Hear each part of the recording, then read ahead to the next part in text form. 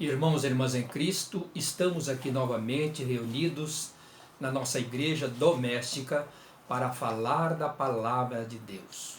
Pedimos ao Espírito Santo que esteja em nós para que nós possamos assimilar esta palavra e guardá-la em nosso coração.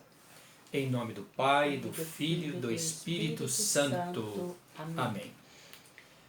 A leitura de hoje é Atos dos Apóstolos 25, de 13 a 21. Diante das autoridades, Paulo não se acanha, mas usa de todos os recursos para anunciar o Evangelho. Pedro, por sua vez, é convidado por Jesus a entregar sua vida em prol do rebanho. O salmo de hoje é o 103.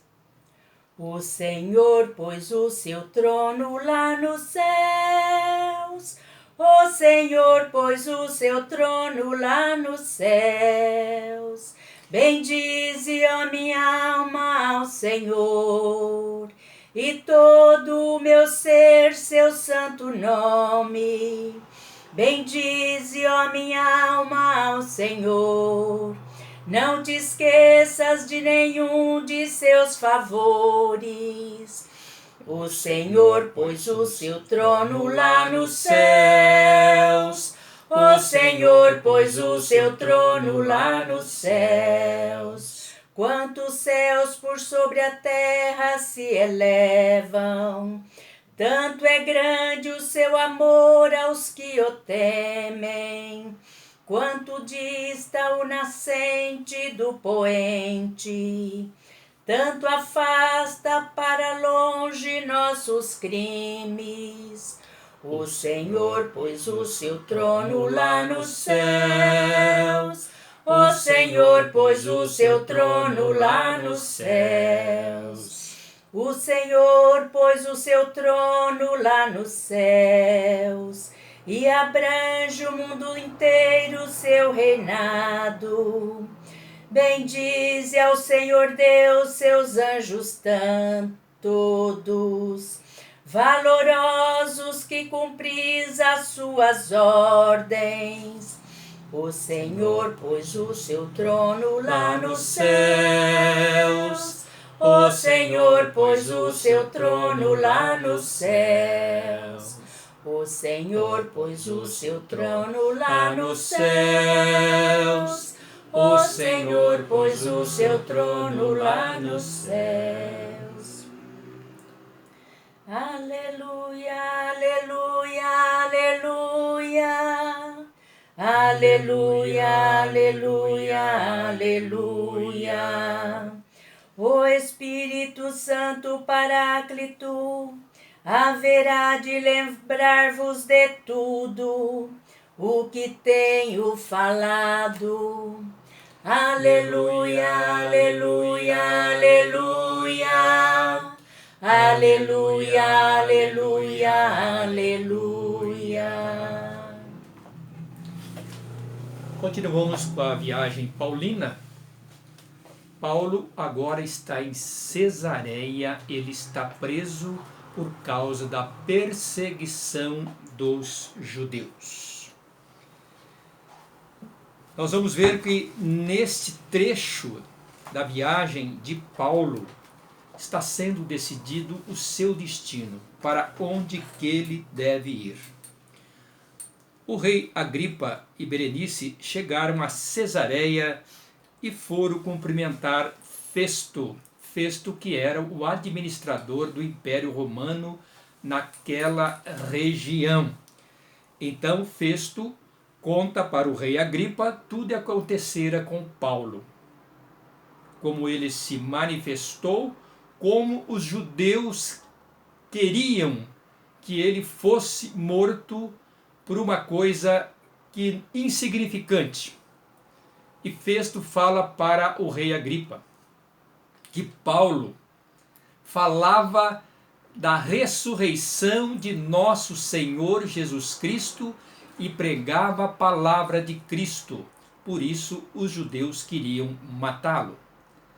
Vamos ver então que Festo e o próprio Agripa diz que isso não é causa, a causa religiosa não é causa de morte, mas ele ficou preso para protegê-lo de ser morto pelos judeus. Então, Festo pede para Paulo, como ele é um cidadão romano e pode escolher para onde ele quer ir para ser julgado, e ele diz que vai levá-lo para Jerusalém. Aí ele apela como cidadão romano que ele quer ser julgado em Roma pelo imperador Nero. E assim o faz. Paulo é levado para Roma para ser julgado por um delito que ele também não cometeu, mas por inveja e ódio dos judeus que queriam matá-lo. Esta viagem de Paulo até Roma também muitas coisas acontecem. E nós vamos ver que desde o início, em Damasco, quando Paulo tem um encontro pessoal com nosso Senhor Jesus Cristo, a sua vida foi de muito sofrimento, mas ele nunca desistiu e sempre seguiu firme naquilo que o Senhor determinou que ele fizesse. E ele fazia tudo com muito amor. Com muito amor ele fazia porque ele acreditava e tudo aquilo que ele estava fazendo, além de converter muitos corações, ele foi premiado com a coroa da salvação no final da sua vida. E assim nós também, se nós nos dedicarmos ao Evangelho, se nós nos dedicarmos a Cristo, se nós nos dedicarmos ao amor que Ele nos dá e que seja recíproco esse amor a Ele e aos nossos irmãos, nós estamos também nos preparando para a nossa última viagem de encontrarmos com nosso Senhor Jesus Cristo nos céus. Evangelho de hoje, ainda nós estamos no Evangelho de João, que vem falar sobre o amor, sobre a oração sacerdotal. Nesse encontro que Jesus vai ter com Pedro e os apóstolos que estavam pescando, ele estava numa pescaria, e Jesus estava na praia, logo após a ressurreição. Jesus estava na praia assando um peixe para eles. Eles não conheceram o mestre, e o mestre pediu que eles ficaram a noite inteira pescando e não pescaram absolutamente nada, que eles jogassem a rede do lado direito. E Pedro diz: por respeito à tua palavra, Senhor, nós vamos voltar a pescar. E na primeira vez que eles jogam as redes, eles pegam 153 grandes peixes que as redes quase se rompeu. Vieram até Jesus para comer o peixe que Jesus havia preparado para ele. Jesus parte o pão e dá os peixes, dá graças a Deus, e ali ele se alimenta. Depois Jesus chega até Pedro. Chega até Pedro e pergunta: Pedro, tu me amas? E Pedro diz: sim, Senhor, tu sabes que eu te amo. Jesus pergunta pela segunda vez: Pedro, tu me amas? E Pedro responde: Senhor, tu sabes que eu te amo. Nessas duas vezes, Jesus diz para ele: apacenta as minhas ovelhas. Pela terceira vez, Jesus pergunta a Pedro: Pedro, tu me amas? E Pedro responde: Senhor, tu sabes tudo, tu sabes que eu te amo. Disse Jesus: apacenta as minhas ovelhas. E continua: em verdade eu vos digo, quando eras jovens, tu cingias e ias para onde querias. Quando fores velho, estenderá as mãos e outro te cingirá e te levará para onde não queres ir? Jesus falava isso para ele para dizer qual a morte que ele iria ter. E essa morte, ele ia glorificar o Pai. Interessante que as 3 vezes que Jesus pergunta para Pedro, toca o seu coração, porque por 3 vezes também Pedro negou a Cristo.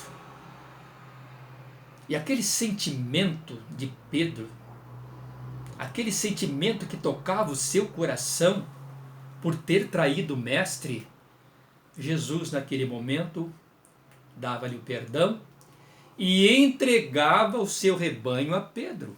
Quem é o rebanho de Cristo? Nós somos o rebanho de Cristo. Nós somos as ovelhas de Cristo. E ele entrega a Pedro para dirigir este rebanho.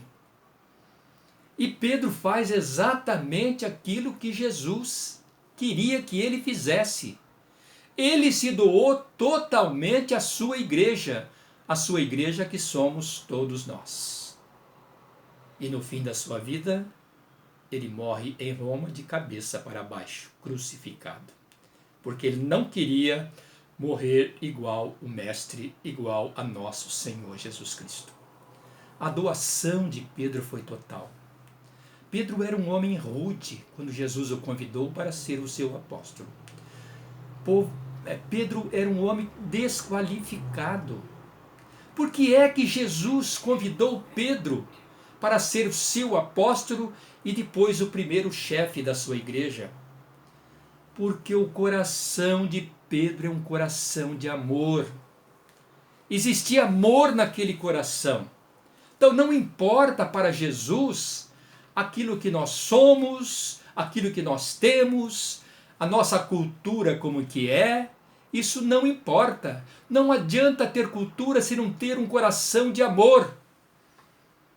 E Pedro tinha um coração maravilhoso. Foi por isso que ele foi chamado.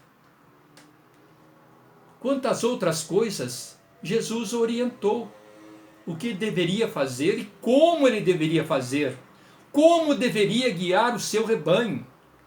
E ele seguiu as pegadas do Mestre. O Mestre partiu para o céu e Pedro continuou o seu trabalho. Nós somos passíveis, nós passamos. Por isso nós temos que deixar um legado para nós.